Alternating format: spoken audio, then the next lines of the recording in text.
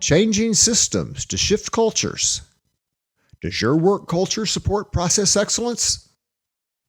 To change a culture, you have to change the conversations. Peter Block. Does your work culture support process excellence?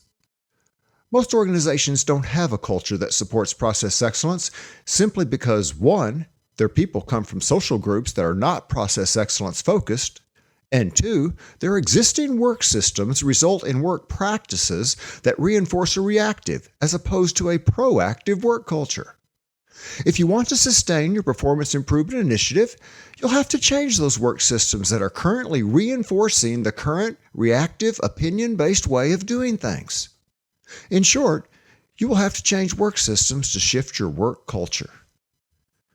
Since I've already written an entire book on how to develop a high-performance work culture, it makes little sense to repeat all of what I said and suggested in that book here. In this workbook section, I do provide you with some of my more basic thoughts on work cultures, how they came to be what they are, and what it takes to shift them. I've also included the 10 key cultural challenges that I've encountered during my own efforts to both change cultures and sustain improvement efforts. I wrote this book in particular because I saw the need for an elevator speech relative to what it takes to sustain an improvement initiative. In developing that speech, I picked the 5 most prominent cultural challenges and reworded them slightly. It goes without saying, however, that you cannot sustain any improvement effort if the work culture does not support it. Asking people to change simply will not do it. You have to change the work systems themselves. If you make the system changes that I propose in this workbook, you will be well on your way towards shifting your work culture, and you should see significant performance gains. Should you choose to make these changes, however, I strongly encourage you to also consider making the other system changes from my previous book. I don't include those here, but think about them relative to the system areas of compensation, technology, customer satisfaction, communication, and planning. I may have touched on some of those areas in this book, but there are some key work systems, approaches, and tools that I did not include here. Changing what you expect from your leaders and engaging your people at a higher level will have the greatest impact on shifting your work culture. What every organization has. What is culture? The act of developing by education and training. A stage of development in civilization. Those are 2 dictionary definitions. What is culture? Really? Well, a culture could be a collection of individual perceptions. Culture could be something that's identified and reinforced by behaviors. Well, how is culture created? Well, culture is a product of past and present systems and hiring decisions. Also, significant emotional events can shift its course. What is culture? Well, in short, a culture is a collection of beliefs. Webster's dictionary provides us with the first 2 bullets that were shown above. While they're accurate, they are not that easy to put into perspective. The second set of bullets should provide you with a definition of culture that's both easier to understand yourself and to explain to others. Because the people in your organization tend to come from the same geographic area, at least currently, the prevailing social culture in the area does tend to exert a pretty significant influence over your work culture. At the same time, the prevailing social culture will also try to hinder your pursuit of process excellence because as a social culture, we really don't focus on systems change, continuous improvement, customer service excellence, and waste-free actions as a way of living our lives. Our society, in the Western culture at least, tends to be reactive, opinion-based, and blame-oriented. Work cultures develop over time. They are reinforced by behaviors we observe, require of others, and exhibit ourselves. In most cases, a significant emotional event is required to shift a culture, and even then, the effect is often not strong enough to undo years of socially reinforced behaviors and beliefs. For example, the 9/11 tragedy resulted in a variety of significant system changes. But how many people have actually significantly changed how they lived their lives each day? Those of us that travel did have to alter our personal behaviors when it came to airline travel, but now Over 20 years later, we can still see people wanting to shift back to their pre-9/11 behaviors when it comes to something as simple as how much carry-on luggage we can bring on the airplane. Significant events shift systems, and systems shift cultures. What types of culture exist in your organization? How do these cultures vary between locations and work groups? If differences exist, what system features, leadership practices, or hiring choices have helped contribute to the prevailing cultures that are in place? In what ways have system changes in the past, either intended or unintended, shifted your work culture? Using a timeline to learn from your own organizational past is a great way to understand how your existing work culture came to be. The culture loop. Behaviors shape beliefs. Beliefs shape culture. Culture shapes systems. Systems shape behaviors. This reinforcing loop exists in all organizations in many forms. At what rate is your process excellence culture gaining or losing momentum? Our tendency in the world of work today is to accept our ways of doing business as the norm. As time pressures keep us in our own organizational worlds more and more, we quickly lose sight of what other companies are doing. As we get caught up in the day-to-day crisis of doing business, we also take our work cultures for granted more and more. While our work systems continue to cycle from day to day, we pay little attention to the behaviors that these work systems are reinforcing as they cycle. How is our work culture changing each day?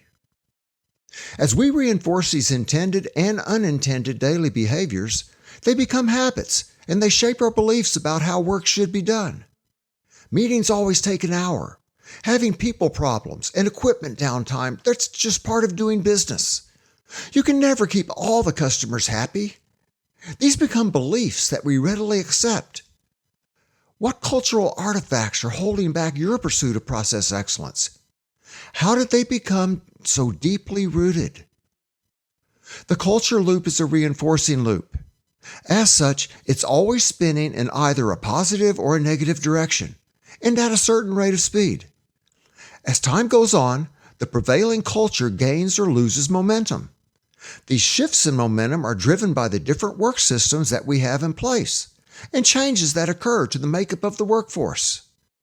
Unfortunately, as leaders, we are rarely aware of this momentum or how its rate of change may be changing, or even the shifts in momentum direction that may be on the horizon. Your work culture is changing daily. In other words, as we go through our 24-hour life cycles each day, we are either reinforcing high-performance beliefs and behaviors within our work systems, or we are reinforcing work practices that will only lead to average levels of performance, what most people do. What direction is your work culture loop spinning? Are you designing your work systems with the intent of creating, maintaining, and maybe accelerating a positive performance spin? Or are you simply letting the loop spin without giving much thought to the effects it may be having? Common culture shift restrictors. Leadership measures are not personal or process-focused enough. Compensation plan designs don't inspire balanced process improvement. Team members don't possess the right skill to support process excellence. Too many errors and defects are accepted as part of the daily job. Our mental models limit our use of cost-effective emerging technologies. Measures are used as control tactics instead of predictive strategic tools. Project-based improvement approaches are too slow and lack focus. Negative communication serves as the main reason for people talking. Resource limitations are not understood or systematically considered. Work system designs fail to engage a significant percentage of people in improvement. As I was writing my high-performance work culture book, I was fortunate to be able to talk with hundreds of people around the world and from organizations both large and small. In these conversations, I listened to these people describe symptoms that reflect common cultural challenges. I wish that I could say that these high-performance barriers were limited to only large corporations, or that manufacturers seemed to be much more challenged than healthcare providers. but that has not been the case. Because people are at the core of any work culture, the cultural challenges have been essentially the same. In hindsight, I wish that I had formally surveyed these people. While such an activity might have biased or toned down my findings, it would have also given me some quantitative evidence, some proof that things truly are as bad as I feel they are when it comes to most organizations not having a high-performance work culture in place. In 1 year alone, I spent time talking with over 500 people from more than 100 different companies and 16 different countries. And unfortunately, their challenges on the job were largely the same. These challenges weren't just seen as a nuisance either. They were causing people to feel quite stressed and frustrated. These people didn't like their jobs that much, but hey, at least they had a job, right? There was also other commonality across these conversations. Most people still want to do a good job, just like Dr. Deming said years ago. Their stress and frustration stems not from the dissatisfaction of having to come to work each day, but from having to do so in being restricted by work systems that keep them from making the processes they are responsible for improving more effective. They want change. They want to make work better, but they either don't know how or they're not empowered to do so, or both. They didn't put their challenges to me in these terms, of course. Their perception of how work should be were based on the experience they had had in a traditional work culture. They may not have talked in process improvement language, but their desire to make work a better place and to help their teams and organizations realize more success was not any less intense. Are any of these challenges holding back performance in your organization? Gauging cultural penetration. Here are 10 ways you can measure cultural penetration. Each of them looks at the percentage of the workforce that regularly, 1, gets recognized for their process excellence contribution and successes, 2, participate in process excellence project identification and development efforts, 3, feel secure about their future employment with the company, 4, participate in formal and informal process excellence training, 5, understand why and how their jobs will change in the future, 6, receive positive and negative feedback on their process excellence performance, 7, review performance measures against process excellence goals, 8, receive compensation for their process excellence contributions, 9, feel that all team members contribute equally to the process excellence effort, and 10, can answer the question, why are we doing this? What type of work culture do you have in place right now?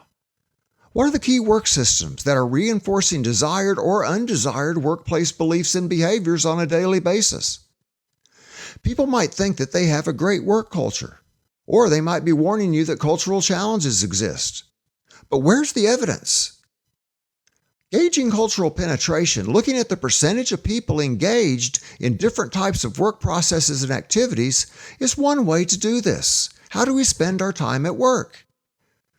Answering the 10 questions above can help you gauge the degree that high-performance practices have penetrated your organization, workplace, or team. Gauging this degree of improvement process deployment can also help you better visualize, learn about, and assess how the designs of your existing work systems are influencing your existing work culture. If you want a quick assessment of where you stand from a cultural penetration perspective, however, assigning percentages to the above questions can help you out. For example, what percentage of your people is regularly recognized for making process excellence contributions or achieving improvement successes? In many companies, people are mainly recognized, given formal feedback in other words, when they make a mistake.